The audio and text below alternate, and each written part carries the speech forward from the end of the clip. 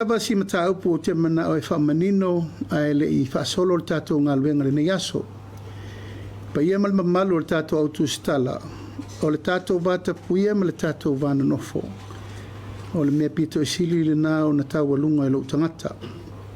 A vo I tō te fia, po le alava le taimi tau te fina ngalo I tau te whilo ai. E whaavanga vanga lava lo taimi tau te whilo ai ai. A meise fo I taimi a o te le o sau whail na fō le tunu. O le taimi la le nei lo tau aveina lo fō le tunu e tā ua tele. Tā ua tele le tātou fsota inga bāwala nata nei. Mai le tātou urua I whilo inga na tātou whilo I le urua I aso. O le tātou whilo inga whale tu stala fo. I sa o whatatia I lava la fu o le tātou vana nofo mal mata puia. E tatala lo ua vanoa I so se mataupu. Mai tau te whaasoa fo I le vanoa I so se mataupu. Paulava leo la ua ungani atu. Ia tala whenga I matutusa le lei lo whaalolo atu ma lo tau whaalolo mai. Tō ia sa au wha mamafa tele le tātou maftanga. Ma e langona le nganga whaaftai o na o le tō tele o tau e le awhia matangi se whaamtalanga. O lo o tau sisi, o lo o tau sisi pea I tūlanga ia sa au whaatua tua ai le hala fu o le tātou vana nofo. I will have a time for anyone and everyone. O la upuna na watu. O a mata upu tātou te whaasoa e whain whaamanino. Ai si mata upu te mana e whaamanino whaamamalama na whai atu ai leo la o whai unga la whai. Ai rei a mata ina le tātou porkalamene nei. E a mata tātou porkalame ina o ftoa urwhale mai nei le tātou uruai porkalame a o tau veinga le tunu. Sa o tapuina le newspaper le observer e toi au waisa whaataltel noanga lava. O nei mafuanga. Mafuanga ono le tele o tustusinga. Ma tele o whamatalanga sa iei le teimi ai o tele I sau whail no whone. O ni ta whamatalanga ma tustusinga le moni ma se. Ma o I sa au tapuina ai le toe tu ina mai o se la tau sui tato whaataltel noanga whapenei. O no te mana tu ele mawhai o no tau e veina pēr me lea o le sootanga o le whaaloalo atu peita ele o fua se tapu. O le tele o taimi lea na whatulai me mta upu nei. E ese whaamatalanga na watu, ese whaamatalanga e tusi. O nisi taimi ele I whai an interview au wha upu lava ufai. Ma le tele o le whaamatalanga e tupu ai le wheitanai ma le whewesi ai o le tunu. Ini whaamatalanga le sao ma le moni. Peitai o la urua I porkalame I to tonu le no foa leo tsau wha I atuai. Na mai ele tal sanga le fionga le whalulunga I ana whili. Ma nisi whau whalulunga le tanga alwenga. O te mali e ia tawhar fina ngalo. O no leo usau wha no foa le palimene. Ai avela eva noa. I tūlanga whalo alo. Sa auto e talia I le observer. I le aso leo le tatou rua I whatal te noanga. Le sa auto si sila o tapal tūlanga lea.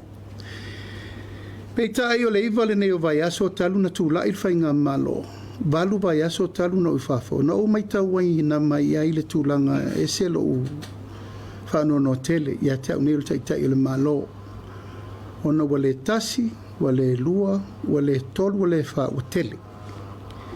Wa tele ni tu singa wali ia I mai lava le tūlanga le nei. Ua mata na o wha le tua o ia. Tu singa o ia I le suel observer.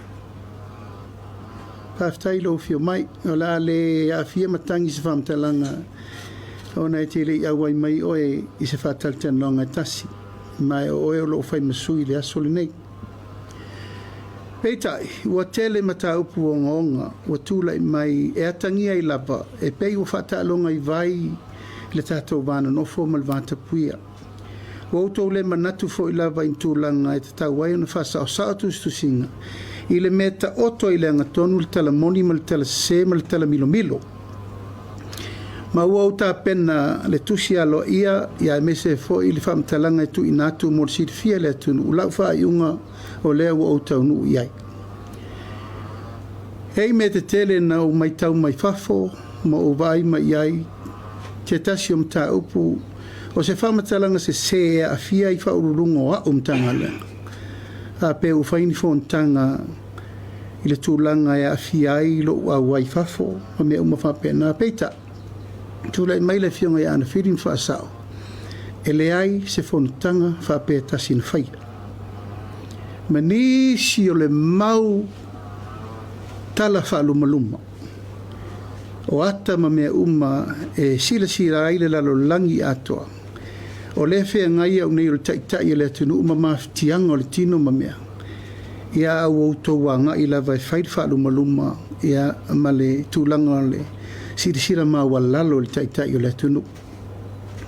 Palu vai aso no New Zealand o te le ba ai se tu stala e tasi New Zealand po le lalo langi. Nga tau te whaia ni upu whaalumaluma va bei se taitai o se malo. A tala noa la tau, tala noa la vai lungo whaamtalanga, ma tala noa fo i isu tala noa imta upu.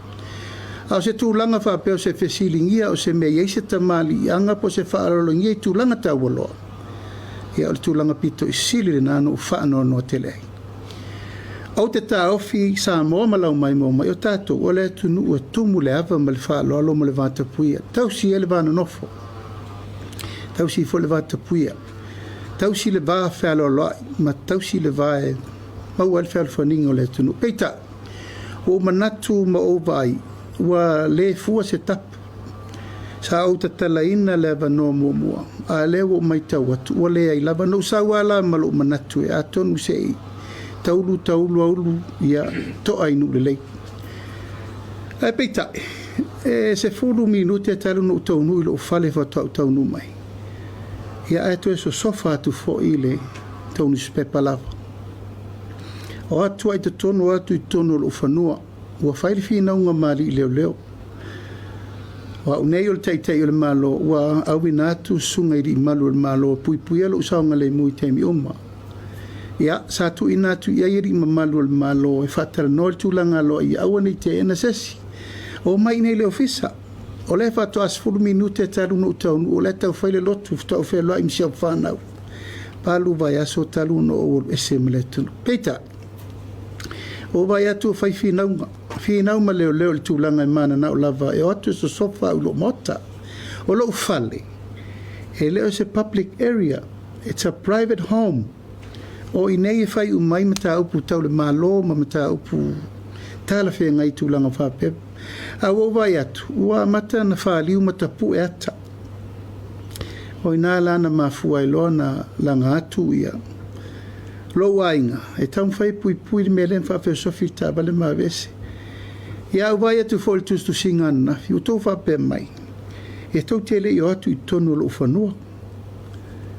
Tūlanga ia, ma manatu ia, wou manatu ai, i le tūlanga aloa ia, e le te tau na toe tupu fua, pe e toe tu tala loa e toe tu laipea. Le pa ia mal mamalu o le tātou au tu stala wou manatu ai, whai mta upu nei luma o luma mea nei tātou tala noa, ia wai au ngāpo i mo o tōri lumana. O te awa tele i le fionga ia sano malifa maritau whainga i nei fio tausanga. O le tasi whaua le lua lau tau talanga le tau pul nei.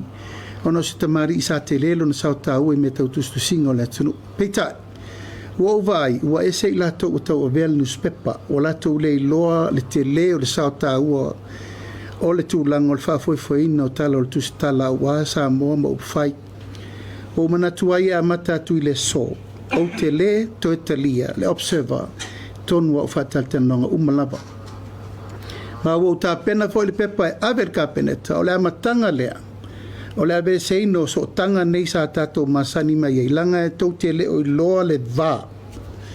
O le taun whai atu o ngā luenga le malo, ma ngā luenga lea ngā i mai ai upu whai ma upu whaleanga. Wa le ngata i le whai ngā malo, a le uso solo i whaurulungo om tā ngā luenga le malo. Ma wo manatuai e whaila u whai unga e mata atu i le so o te le to etalia le newspaper o le observer i sa u whaataltanonga tasi a nga i atu nei mo le lumanai sa ia fua se tapu e le ia se nuu e popea a wata tau na whaini tūlanga o aia inga whapenei a whai e le whaalolo mai u o le whaalolo tu foi o ne lena o au e a fia o au le utau o beina le tunu mai wo manatu e whaasisila lo i ai a le i amataina le tātou porkala me lansol nei whamalulu atu ia te oio le wae o mai e whai o e masui o le observer le so. Ia ua le tu e talia le tonu spepa i tonu le tātou sau whainga le nei. Whapena fo i tāpenango lau pepa la watu le kāpena, te whapena fo i o na tapu lo tōtou e fsiringi o se minsta tasi. Wa wale tasi wale lua upu matala whapenei, e tele ai le mala malama le le mautonu o le tunu, talu tōtou stu singa. E o mai le so, tau tele i whaalalo lalo e malo, e ala le se tele le ana whai, i le ai o se fono, fono e anga fili ma pesta ma le sui panemia, le ai se mea. O ia tau matuai, e maua lunga tele lo tō manatu i ati o tō lava. A e tau tele sila le tau singa o le vana nofo ma le vata puia. E tau si elfi le mu o le va whelo loai, a watu langa umo le va moe moe. Maua manatuai, tō whamalia le sui observer, e siri lo tū lai e le i whaua wina le tūlanga o le tātou fontanga le nei aso maua o tā pena le whamatalanga lo ia tu watu i le tunu. Ina i whaamana malama tili ei tūlanga umo le wai ui e lau wha ingo i le so. Ia o le whamatalanga le malangang whalalo.